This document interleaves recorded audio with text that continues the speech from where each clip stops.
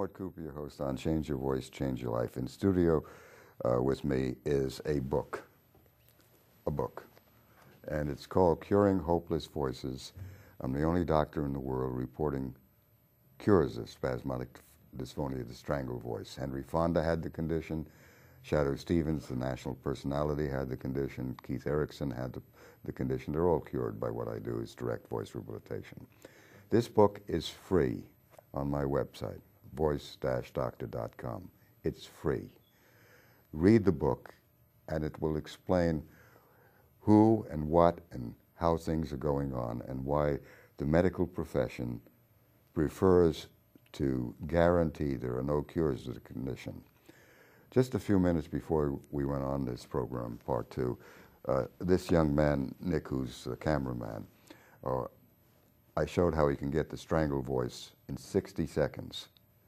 Get the strangled voice.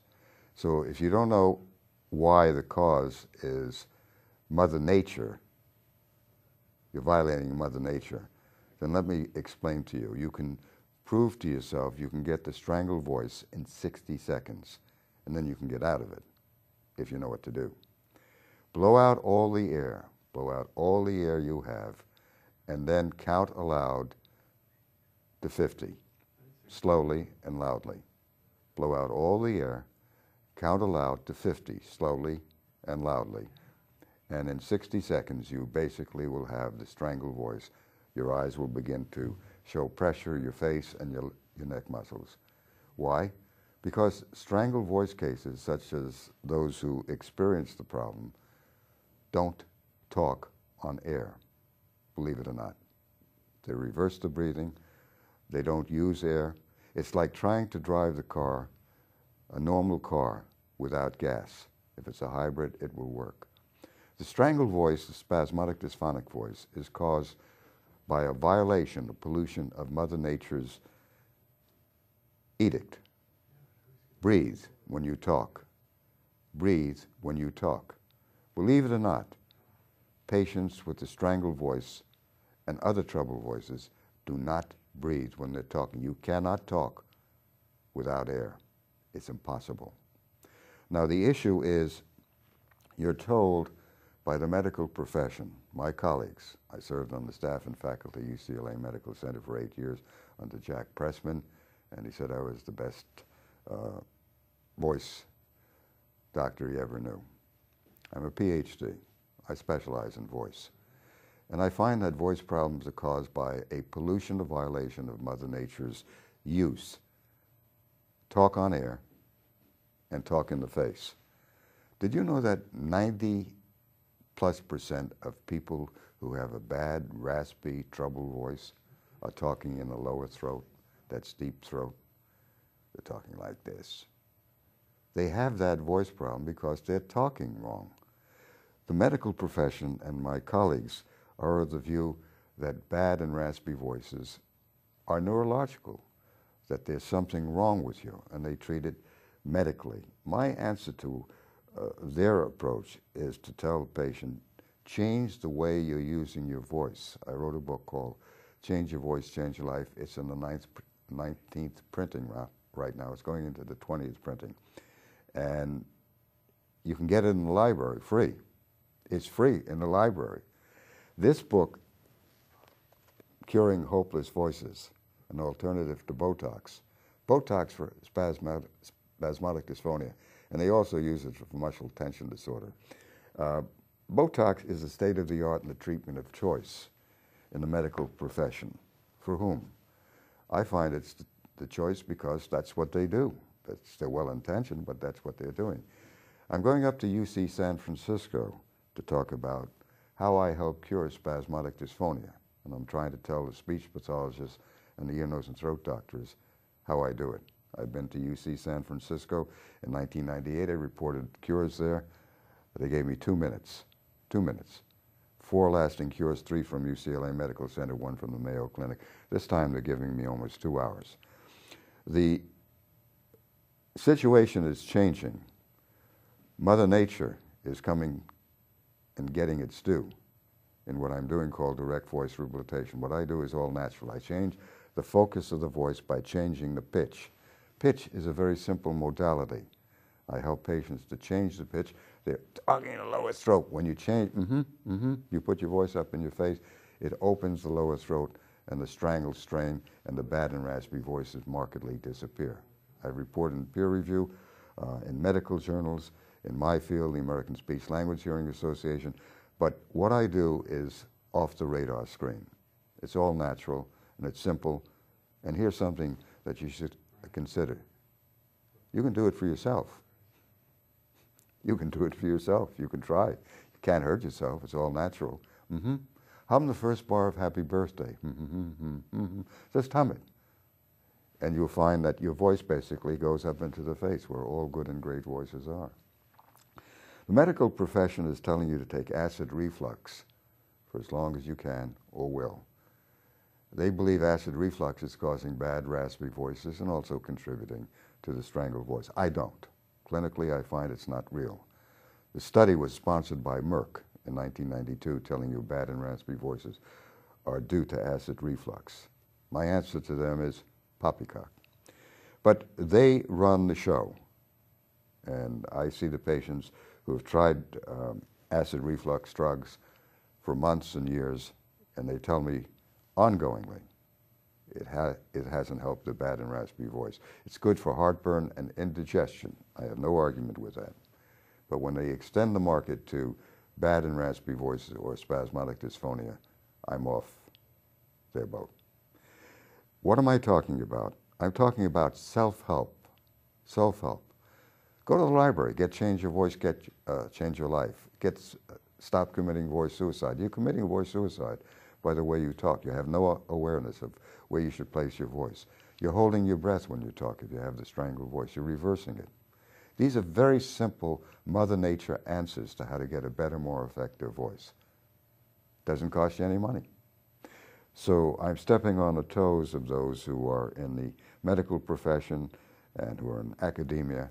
Speech therapy never works, never reports a single cure for the strangled voice, never. The American Medical Association on its websites in this country guarantee there are no cures. Recently there was a program, Medical Mysteries, which told you that there are no cures, it's a neurological problem. Dr. Paul Flint, a very fine ear, nose, and throat doctor, well-intentioned, told us in a major program that spasmodic dysphonia is a neurological problem. My answer to Dr. Flint is very simple. Poppycock, doctor. There are cures. I've been reporting cures for years and years, over 35 years. Since they guarantee there are no cures in the medical profession, in academia in my field, they guarantee it. And the drug company, Allergan, that funds basically the National Spasmodic Dysphonic Association, that I'm sorry to tell you, is influential and basically the only source the American Speech Language Hearing Association used to determine that Botox is a treatment of choice. This association, the NSDA, National Spasmodic Dysphonic Association, is basically funded by Allergan. And it's their view that there are no cures of spasmodic dysphonia. I'm reporting the cures. The interesting aspect to all of this is that my field, the American Speech Language Hearing Association, has banned the book Curing Hopeless Voices on false grounds, saying I guarantee cures. I never guarantee anything. I can't guarantee we'll be alive tomorrow. But the American Medical Association in this country, the establishment, my field, ASHA, the American Speech Language Hearing Association, and the establishment guarantees there are no cures. It is run, ASHA is run, I write in this book, page 111 to 117, that my field is run by the National Spasmodic Dysphonic Association, the only source that reviewed the position on spasmodic dysphonia when it had the review. It claims through its president, Jerry Logerman, in 1994, that they had three sources, Ani Aronson of the Mayo Clinic and Christy Ludlow of the NIH, National Institutes of Health. Both Ani Aronson, Dr. Aronson, an icon in the field, and Dr. Ludlow, in writing, state they were not involved. It's interesting what's going on. The cover-up of cures is one interesting aspect. You want to know how to get the strangled voice? Blow out all the air and try to talk aloud for 60 or 50 seconds slowly, and you will get the strangled voice. Try it. And then go back to your normal voice and breathe properly. Just breathe and talk on air. Let's listen to cures of spasmodic dysphonia, cures of a condition that the medical profession worldwide guarantees does not exist, that my field, the American Speech Language Hearing Association, prevents its members, well over 100,000 members, to know there are cures. And Allergan, the Botox maker, is telling us there are no cures as well. When there are cures, I've had peer review in 1980. I continue to report ongoing cures. I report the cures at Cedars-Sinai in 1982 and 1990, re-invited at Fallon, the #1 HMO in the country.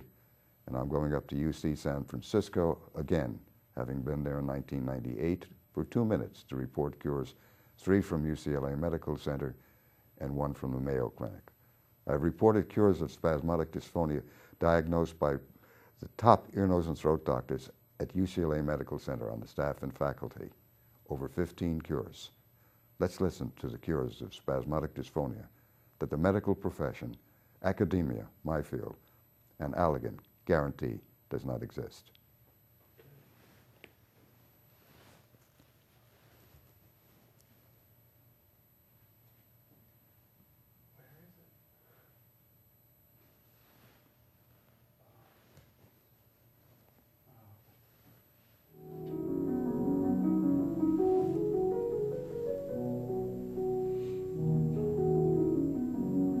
And I took a round of antibiotics. This young lady was diagnosed at UCLA Medical Center by the chairman, Dr. Burke, with SD. I feel good, but the voice has been a mess ever since. I'm commission sales at Sears, and that's my livelihood, is my voice. I got so depressed just not being able to talk that it definitely affected my life. This voice was coming out. This patient was diagnosed by Dr. Ed Cantor, foremost ear, nose, and throat doctor in Los Angeles, SD. Dr. Cooper, I was using my voice again to the extent that I could go out on interviews and auditions, and shortly thereafter actually worked. You can hear this the patient was diagnosed UCLA head and neck starting division, to obstruct now. spasmodic dysphonia. This is the new voice. There is that aspect of lightening up, but there also is an aspect of having the correct pressurization. This patient was diagnosed by a top ear, nose, and throat doctor, UCLA Medical Center. Voice. I said, but when I talk in my regular voice, you can't understand what I'm saying. I had a strangled voice.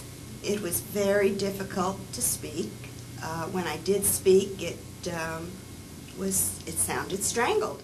Before I had worked. Patient diagnosed by Henry J. Rubin, one of the foremost ear, nose, and throat doctors with spasmodic dysphonia. And he continued to make overtures. To pick her up before too late and take her home. Do I feel that I'm likely to go back to it? No, I don't. This patient was diagnosed by the Mayo Clinic with spasmodic dysphonia. And he says, well, Ron, I'll give you 3 options too. He says, you can continue coming here for shots. You can call that doctor in California to schedule a surgery if you'd like. And then he goes, oh yeah, by the way, Ron, there's also this other guy. Go to his website, and he wrote down his name, thevoicedoctor.com, and handed it to him. And he says, check out this guy. He says he has a cure. And so I found on this patient was diagnosed UCLA Medical Center by Dr. Burke, spasmodic dysphonia. Was very often spasmodic dysphonia, and they call it, multifocal dystonia. And I, as a patient who has experienced the fear and agony of thinking that my voice is disappearing. It just got really bad lately. This patient was diagnosed by a top ear, nose, and throat doctor, UCLA head and neck division, spasmodic dysphonia. I didn't think that it could be so simple, but it was. When the sunlight strikes raindrops in the air, they act like a prism and form a rainbow. When the sunlight strikes raindrops... Patient was diagnosed with spasmodic dysphonia, new voice. Gradually through. Patient was diagnosed by Paul Ward, chairman of the head and neck division, UCLA Medical Center, spasmodic dysphonia. Within a matter of days, it would occur. This is the patient's recovered voice. And then I'd go in and start talking to my boss, and at the end of like a sentence, it would start dropping. And he'd say, what's wrong with your voice? And I'd say, I don't know. I thought, what's happened? What have I done to myself? I know no one out there has this horrible problem I've got, but I found out there's an awful lot of people walking around out there in this world that have the spastic dysphonia. The patient was diagnosed at UCLA Medical Center, Dr. Burke at USC, with spasmodic dysphonia. Here's a new voice cured. It's pretty tragic, isn't it? Mm-hmm. Pretty tragic sound, and it's quite different now. The last time patient diagnosed at UCLA Medical Center, head and neck division. Unit H and Botox. I completely lost my voice for 6 weeks. I was incapacitated. It was a complete roller coaster going through that, you know, but that's the only treatment that they told me was available, and that I would be getting these injections for the rest of my life. Couldn't think of any name, and my sister and I were patient was diagnosed at Scripps with spasmodic dysphonia. Tail, and I just said, oh yeah, wouldn't that be if I called it Q-tip? So we just called it Q-tip. Can you talk with the rabbit again? Hi Q-tip, how are you? Do you want to hop around today? Are you thirsty? Why did you bite my shoe? Do you realize you change your voice when you talk to the rabbit? Yes. I talked higher. Who diagnosed? Scripps Hospital in La Jolla. Probably about a year and a half ago. They told me that it was neurological and I was born with it. Other than the one time from Bryn where I had 6 months good voice, nothing. They believe that spasmodic dysphonia is curable. According to legend, a boiling pot of gold at one end. People look, but no one ever finds it. This patient was diagnosed by Hans von Leyden, a top ear, nose, and throat doctor at UCLA Medical Center now, or was, and USC. Oh, his crown. This patient was diagnosed at the University of Michigan by a top ear, nose, and throat didn't know doctor. what to do. You'll hear the transition from the poor voice, strangled voice, to a good voice. Eventually I went She's been cured for over 9 years. to other doctors who told me I had spasmodic dysphonia. Trying to get help is very difficult because you can't communicate your problem or just your trials. They want you to go to psychiatrists, and how are you supposed to go to psychiatrists when you can't speak? Well, and then he says, well, how long ago did you see Dr. Cooper? And I went, oh my God, it's been 6 years. It'll be 6 years in June. As I go through the day, Diagnosed at a top You remember that voice? medical doctor with spasmodic dysphonia. I didn't like it then, didn't like it now. Cured. That's to help. Diagnosed at the Mayo Clinic. My voice. Top icon in the field, Ani Aronson.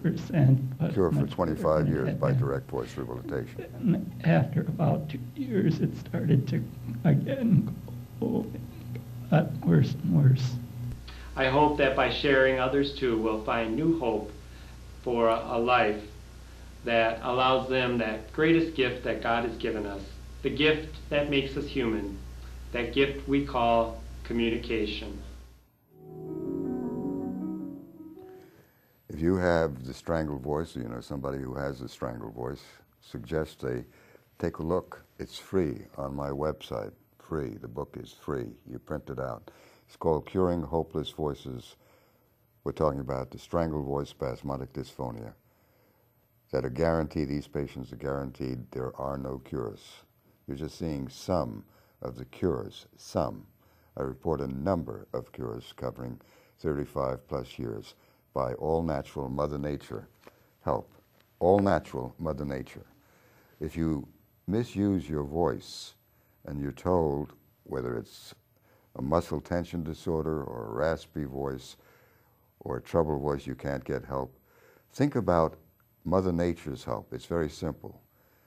Hum the first bar of Happy Birthday. You'll feel the change from the lowest throat, or if you're too high, it will come down, basically. Learn to breathe. These techniques are for your use. They're free. Look at my website, voice-doctor.com. I'm trying to help the public to understand Mother Nature can help your voice if you're losing it. Mother Nature can help you to improve your voice if you want to improve it. The techniques are very simple. They're Mother Nature. They're all natural. Doesn't cost you a cent. Go to the library, get the book, Change Your Voice, Change Your Life. It's free. It's in the 19th printing, heading to the 20th printing. It tells you how to get a better, more effective voice, simply, all naturally. It's Mother Nature. Do I step on the toes of those who want to use medical intervention, invasive procedures? I guess so. But the Hippocratic Oath says, do no harm and natural healing, not draconic implants and not surgical procedures that may not be relevant. Spasmodic dysphonia is a terrifying condition. It is rumored to have a high suicide rate. Rumored. I don't know how true it is, and I don't know to what extent it's occurring. But I hear patients who are in the office telling me when they're in the office they thought about killing themselves because they couldn't talk. The gift of communication of the Reverend James Johnson, the last person on the Curing Direct Voice Rehabilitation Program, is telling us that we're living in a talking society, and if you can't communicate, you're in deep doo-doo. The problem that we have to face in our society is that we're trained in a certain modality. The medical profession is trained to do invasive procedures and to do surgical procedures and implants. My approach is that they're essential, they're first line of defense, and they're well-intentioned. But they're not giving choice of treatment. That's the key. That's the issue. The patients with troubled voices are not told there's an all-natural approach to getting out of their troubled voice. And here are the techniques. Simply say as though you spontaneously and sincerely agree with what is being said. If your voice is too low in the throat, and basically most voices troubled are too low in the throat, I would say about 99% of them that have pathology are too low in the throat. All strangled voices, spasmodic dysphonia, all of them, medical profession, and I agree, are in the lower throat. My medical colleagues, my academic colleagues maintain that the strangled voice is caused by some neurological problem which is not found. The book Stop Committing Voice Suicide, I write, is in the library. You can get a copy of it, free. And it tells you, it's on my website in part, that you're talking wrong. You're polluting, you're violating Mother Nature. You're talking in the lower throat. Spontaneously and sincerely. And you'll feel your voice going up to the face. When those with strangled voices try to talk, they're basically trying to talk without air. It's impossible to talk without air. It's like trying to drive the normal car without gas. It's like trying to drive the normal car without air in the tires. My take on the whole situation with the strangled voice and what is called muscle tension disorder, it's called myasthenia laryngeus as well, it has different names, is that troubled voices, bad raspy voices and strangled voices, are caused by misuse, natural violations of what Mother Nature wants you to do. And the medics are looking to it as a problem, a neurological problem, a basal ganglia dysfunction, a chemical imbalance in the brain, and they're looking according to, and this gentleman is well-intentioned, Blitzer, and he is a colleague of Michael Bryn, a neurologist who brought Botox to the field. He's looking now to, and I'm quoting him, Andrew Blitzer, this is from my book, page 29, MD, and Christy Ludlow, PhD, she's with the NIH, all well-intentioned and great personalities and great people, are of the view that strangled voices, spasmodic dysphonia, I'm reading that now, SD, is a neurological problem. Andrew Blitzer, MD, states, I'm quoting now, current methods of treating the symptoms, not the disorder, I'm repeating that treating the symptoms. I agree that treating the symptoms, but not the disorder, not the cause. The cause, explaining, is due to natural misuse. They're saying it's due to a neurological cause. I'm going on now, quoting.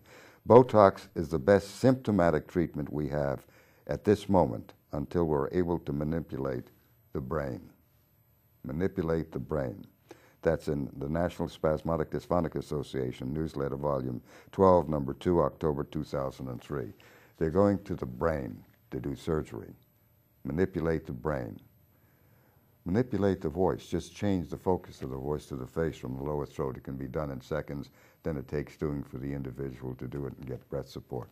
My approach is non-medical. My approach is very simple. It's Mother Nature. And it helps me to help those who have the condition to find a cure to spasmodic dysphonia when they fully cooperate. You're listening to a program called Mother Nature's Voice Cures. It's all simple. It's all direct. And that's the key to what I'm doing. Speech therapy tells you drink lots of water, poppycock. Speech therapy tells you to use H words, poppycock. Speech therapy in the medical profession say you have acid reflux, take drugs for it. Doesn't seem to work for the patients who've done it from what I see clinically. And speech therapy tells you to do this and do that. It's called indirect, and speech therapy never reports a single cure.